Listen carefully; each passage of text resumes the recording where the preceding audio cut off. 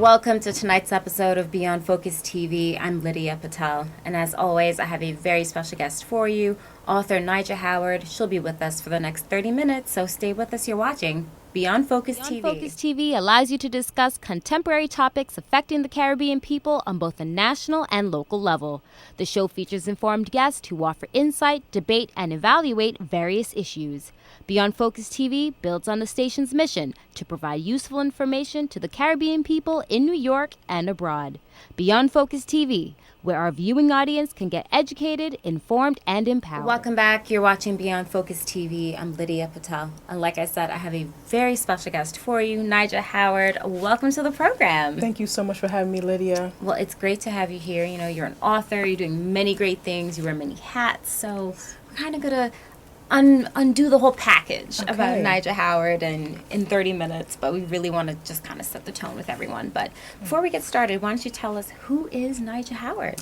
Wow, that's I don't know if we have enough time for that, but Nijaah Howard is an author, a motivational speaker, someone who empowers single moms and also men of color and how to know their value and increase their self-worth. Absolutely. So before you even got into writing and the motivational speaking and really kind of finding yourself, what led to this point? Wow. It was the pain and the struggle that actually got me to this point of what I had to endure. And so I remember raising my son as a single woman and a mom. It was hard. It was difficult. Going through many challenges, like most moms do, worrying about how I'm going to feed him, how I'm going to be able to support him, will I be able to pay rent, and needing money constantly, from just raising him was very, very difficult. I mean, I'm looking at this beautiful brown boy and saying, what kind of future could I provide for him if I'm doing it by myself? Wow. And work-wise, I know we were just saying, because you wear many hats, you came straight from work, and I'm like, you look fine, don't worry about it. Yes. So right now, I actually speak to, I'm a substance abuse and mental health counselor, and I speak to 90% of my clientele are men of color. And so that is a very, very strenuous position, but it is a hat that I hold dearly because if it wasn't for the difficult times that I went through, I wouldn't even be in this position because being a single mom, I also went through substance abuse issues as well. And so this particular path that I'm on, it's all intentional and there's a purpose behind it. Absolutely. How has that shaped you working in that environment and overcoming your own substance abuse issues and now working to help others? How has that shaped you? Well, raising a young African-American male child, I see the injustice and inequality that surrounds our young boys and men of color. And so it's a passion of mine to want to educate, empower, engage, and enlighten not only our boys of color, but just our moms too, right? Because being a mom, raising a young man in this day and age is complicated. It's difficult. And it's not easy, but it can be done. And it's funny because I always look at, I always tell people, I'm like, I'm not a parent, but when I become a parent, I'm like, I really hope for a girl. And they're like, why? And I'm like, I wouldn't know what to do with a boy. And truthfully, I'm like, I'm very girly. I'm everything's pink. I'm very feminine. I'm very, very much feminine. And I'm like, I don't know what I would do with a son. I was like, because would that alter who I am? Because you still, as much as, we're 2020 and everyone's like, they're gender neutral. This is my personal belief, they are genders. You are assigned a gender at birth, and that's your gender. What you choose to be later is on you, but I still believe in, like, okay, you're a little boy, you're a little girl. And I'm like, I know the lines get blurred a little bit, but it's a little interesting, It is. And and part of my book, Raising John's Boy, that's one of the things I actually stipulate, is that there are some moms out there who would struggle with raising a son. And so I feel I would be that person. Right. And so what do? And if you're a mom who doesn't have all the questions, all the answers, we always say, when children are born, not born with an instruction manual. I beg to differ a little bit. There are books out there like Raising John's Boy. There is always support systems that has raised boys before. So you seek out your support systems, and that's how you kind of like gauge through it. But you're absolutely right. Not every mom may have the tools and the techniques and the strategies in order to raise a son, especially in this day and age. And so that's what Raising John's Boy is about, and we'll get into that a little bit later, but that's what it's about. It's really about providing those pathways to those difficult challenges of raising a son, because it is challenging, and you have to provide those tools. Absolutely. I mean, at the end of the day, you would make it work. That's what we do. Absolutely. And if that's what I'm given, you just make it work. Absolutely. But Right.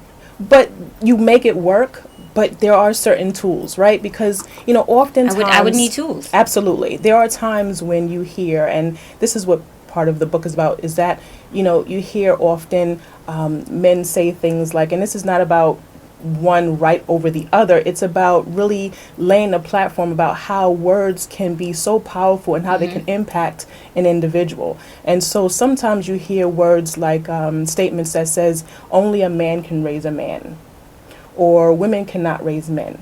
I tend to have an issue with those statements, right? And because I am a background in mental health and also psychology, I often think about the emotional impact that could potentially have on a mother and their son as they're being productive in their own household. And so I'm concerned about that. If a woman is raising a son by herself and she's being told that she can't do it, then what kind of seed is being planted?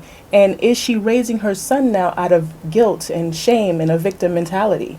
And what is our sons who are hearing that? What are they thinking? How are they perceiving that when all they see is their mom? And so, what impact do they have, and what role models do they have if there's no man in the household? Yeah. Right? So we must provide our mothers who are in the household with the proper tools and the techniques. And the reason why I feel like I'm an expert or really, really good in this particular area is because I was able to successfully do it. And my son graduated from high school with a 94.65 average, and he speaks and writes fluent Mandarin. So I'm pretty proud of the outcome. And if I can do it as a struggling mom, from the outskirts of a very humble beginning, if I can do it, so can you. And we can't forget that a lot of our mothers are playing the role of mother, father. Absolutely. Everything else, 2 in 1. So these little boys, if they don't have a direct father figure, they're seeing the mom have to be mom and dad, switch in between both. Right. One of the things that I always encourage too about moms in the book is that, always be mom. It's always important to be a woman, be a lady, be soft, be pink, but be firm as you're raising your son. It's very important that you don't forget who you are. Because even when I had to, fix my car's flat tire, because I know how to fix a car's flat tire, and I shouldn't have to, sometimes I've had to do that. But guess what? I was still wearing high heels and a very tight skirt and still looking cute. So sometimes moms have to do what they have to do. You do. And that's what it is. And I think that's really creating that balance, which I didn't fully think about before, but that's great to know. These are tools that are out there and not to lose yourself, so that's great. We'll take a quick break. We'll be right back. You're watching Beyond Focus TV. Stay with us.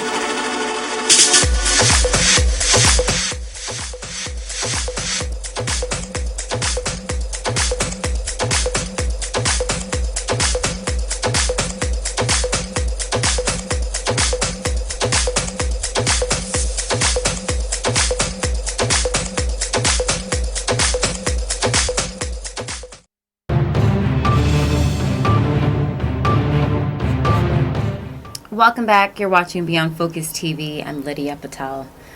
So, Nijaah, let's talk about the book. You are an author, after all. So let's talk about the book.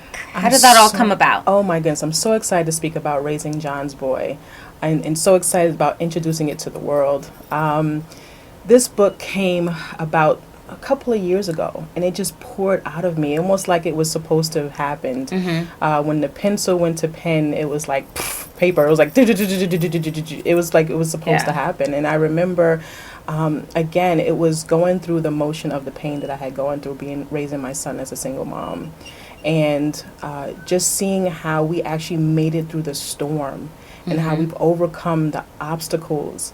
And I looked and I said, oh my gosh. And when I see the pain that we've endured, and the pain that, the tears in my eyes when my son, saw me getting arrested and, going to jail, or, my suicidal attempts, or, even, just feeling overwhelmed as a single mom and going through the motion, spending over 10 years in court, fighting child support and custody. Those are tough.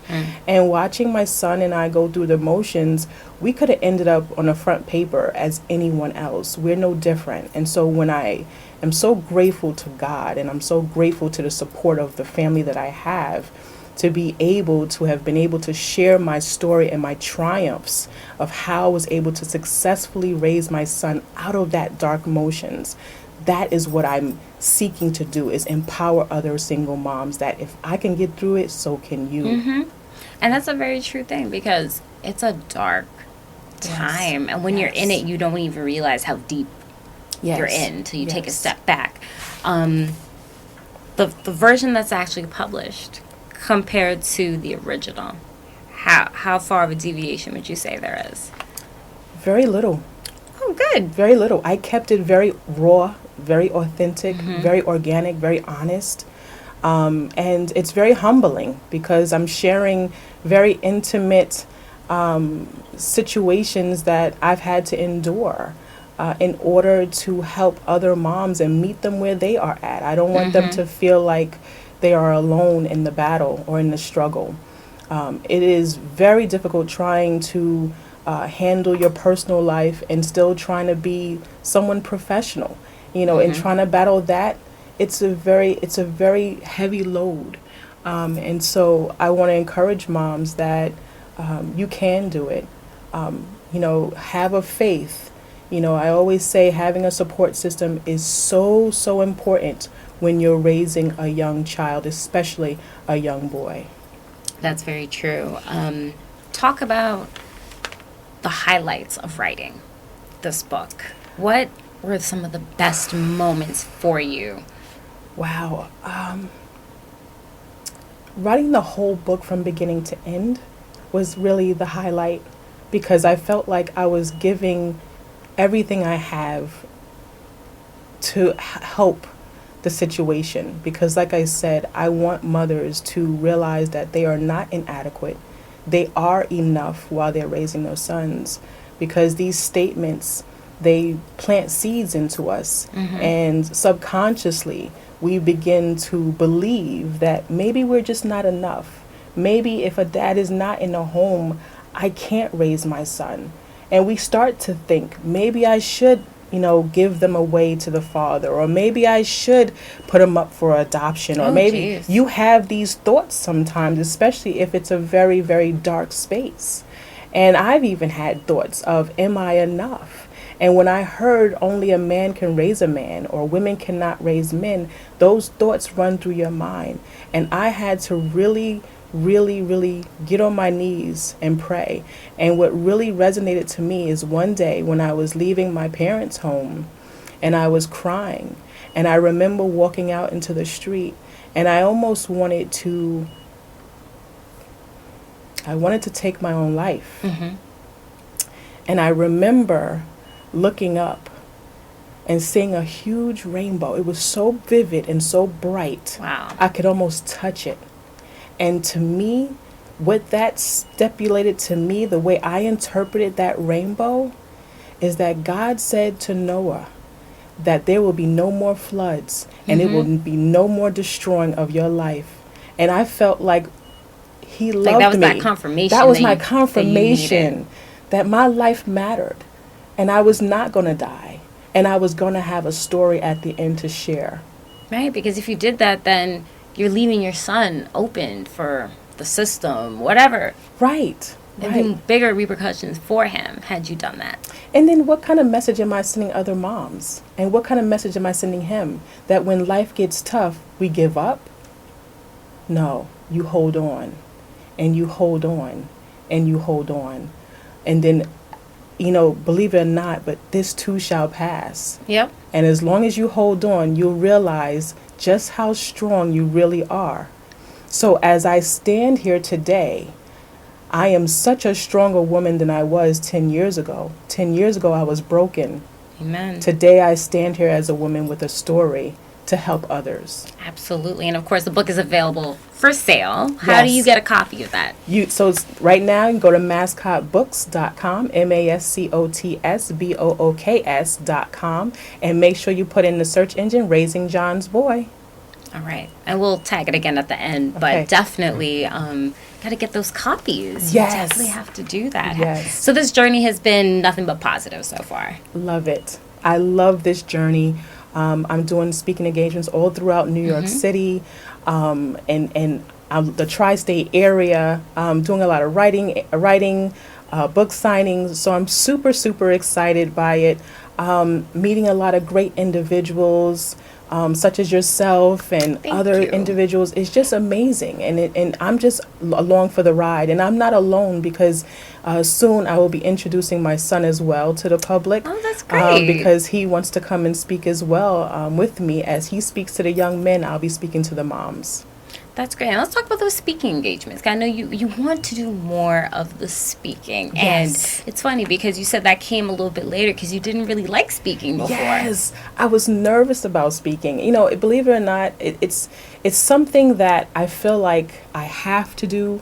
It's not really something that I really like to do because I get these butterflies. I'm human. And so, but I know what I have to do. And so if using my voice as an instrument to play beautiful tunes that can hopefully, empower some women out there, then I'm all for it. Oh, of course. It's going to be great. You're doing it. You're doing a lot. You've got the speaking in the books, and it seems like you have a good solid plan. So Yes. it's all coming together, which is fantastic. Yes, that's one of the key things I always talk about is having a blueprint. Know what you want in life, and then setting really strategic goals, for yourself. And so that's one of the things I always let moms know, even in Raising John's Boy, is important to have a plan. Know what you want in life, and then be able to execute it. Absolutely. We'll hold that thought. We'll take a quick break. We'll be right back. You're watching Beyond Focus TV. Stay with us.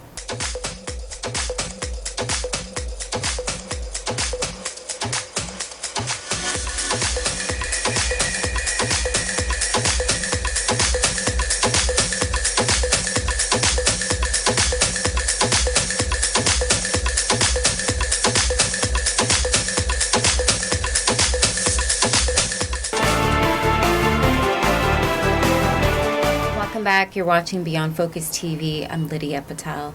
So, Nijaah, let's talk about the relaunch of the magazine. Yes. Because it is back in full swing. Yes. Total rebranding, relaunching it. Yes. New face, newer in 2020. Yes. So let's talk about it. New year, new beginning. So Thoughts Magazine is a fantastic magazine specifically designed for men of color, in particular African American Latino men. When I started this magazine back in 2012, it was due because of the murder of Trayvon Martin. And, of course, seeing Eric Gardner, and the list goes on, unfortunately, Kamani Gray, and so I wanted to provide a foundation or a platform where the media and society was not creating their own narrative, but where men of color and young boys were able to tell their own stories so that we can begin to empower them, engage them. They can talk about how beautiful they are because they are, right? But we got to provide that. So we offer like a social justice, we take a social justice action approach to empowering our men of color. And I think it's important that we do that. And one of the unique things about Thoughts is that it's an inverse magazine. Okay. So I offer Action Magazine, which is for the women. So what makes this magazine so amazing is that it's one magazine. it shares one theme and how our men and our women are affected by that particular theme. That's a great concept. And my hope is that it will bridge the gap of communication between the male and the female, in particular the African American man and the African American woman. Because today, excuse me, today we're not nice to one another, in my opinion. We're mean. I think there's too many men out there who are just, really badgering and bad-mouthing women, and there's not enough of men saying, you are beautiful, you are smart, uplifting, you are loving, right? It's just not enough of it. It's coached rather than coming from a real, genuine place. And the inverse, we're not hearing enough women say to men, I need you. Right. I need you. Those are hard words to say, though. It is difficult. It can be. But that's one of the reasons why there's such a disconnect. Because men were placed in this world, right, to be the head of household. And so it's important for us to say, I need you. But it's important for the men to say, but I want you. And that I got you. And I got you. Yeah. And so Thoughts and Action. The role reversal is so real. Absolutely. So Thoughts and Action magazine brings that communication together so that we can begin to bridge that gap and say, oh, this is how our men are thinking. Maybe if I approach it with a little empathy and a little compassion, now that I understand his way of thinking, if I approach it with a little empathy and a little compassion, now I can understand what she's thinking. And so that's why the Inverse magazine is so unique and so amazing. Oh, absolutely. Yeah. If you could describe the magazine with 3 words, what would you say are the top 3 words you would say to describe this magazine? Fresh, innovative, and you.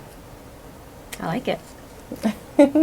It's true, because it's a fresh take on everything. Yes. The content is created by African Americans, for African Americans. It's in the right voice. Yes. It's not content that's written. And I'm not saying that others can't write about the culture. Right. But Black and brown people have to be spoken to. Nothing knows it better than how we are going to speak about ourselves. Exactly. And see, the great thing about this too is that this magazine it touches on multiculturalism, multi-ethnicity, right? Because we have a lot of white moms or Asian moms who are raising Black boys, and so it's important to hear their stories, right? And so we need to understand, what was it like for an Asian mom to raise a Black boy? Right? And so what does that look like? You see it all the time in Brooklyn. So if we can begin to share their story, hopefully then too we can begin to bridge the gap of fear and ignorance that comes with not knowing each other's cultures. Right? And so that's one of the things that I'm hoping to bridge with Thoughts Magazine, is really be able to share those real intimate stories, those real rooted situations that happen on a day-to-day basis, that impacts all of us. Now, how often is it released? So we do it quarterly. For now. And I say for now because I am building a wonderful team, and so we may do it on a monthly basis, but right now it's quarterly. And so the next issue will be out summertime of this year, and we are going to do amazing. So I am looking for advertisements, anything pertaining to men of color. It could be, jewelry, suits, resources for, any kind of programs, community organizations. It's time to put your ad in and get in the know. Absolutely. How do they get in contact with you so they could place some of these ads? Absolutely. So go to info@youngmenstrong.com. That's the best way to reach me right now. Spell it out. That's info, INFO, @youngmenstrong.com. info@youngmenstrong.com. That's great. I mean, this is just so innovative to do something like this, and I think it's needed. Yeah. I think it's definitely needed. And the fact that it's still a physical copy, because there's so many digital publications, which is great because we live in a digital space. You can scroll through your phone, your tablet, but there's still something about holding a copy. Absolutely. And you know what? The way I approach that, because so many individuals say, this is the age of information and social media. And you know what? It's great. There's going to be an online copy as well, right? But there's still so many people who are at home saying, I want to touch it. I want to feel it. I want to bend it. I want to scribble in it. I want to circle. I want to see my picture in my face, and I want to be able to frame it. These are things that are so important. And we don't have many magazines that empower, educate, and engage and enlighten men of color. We just don't. This is one of the first and only magazines out there that is really saying, Black man, you rock. Matter. You matter and you rock. But now we got to empower you. We have to educate you. And provide you some real tools too, right? Because a lot of guys today, if you didn't grow up with a dad in the home, then how do you know what to really, really be, what your expectations are? How do you know what your role is? So this is a magazine that provides real information, real tools. How do I go out on a date? What do I do on a first date? How do I, I'm going through a divorce. How do I handle child support issues? This magazine hits those real core issues that men of color are dealing with today. I say go out there and get it, support it. I love it. Nijaah, thank you so much. You've been fantastic, and we'll love to have you back again, get some more info. So we'll look forward to having you again shortly. Thank you. Awesome. Thank you. And as always, if you have any questions or comments, you can send us an email at info@beyondfocusmedia.com. I'm your host, Lydia Patel. Thank you so much for joining us, and we'll be back again next week. Same time, same place. You're watching Beyond Focus TV. Stay with us. Beyond Focus TV show wants and needs your feedback. Did we blunder? Please let us know so we can improve. Was the show helpful to you? Drop us a note so we can share the success with our staff members. Is there something you think we could do better? We welcome new ideas and new approaches to old ideas. Do you have a great suggestion? Let us know and we'll work on it.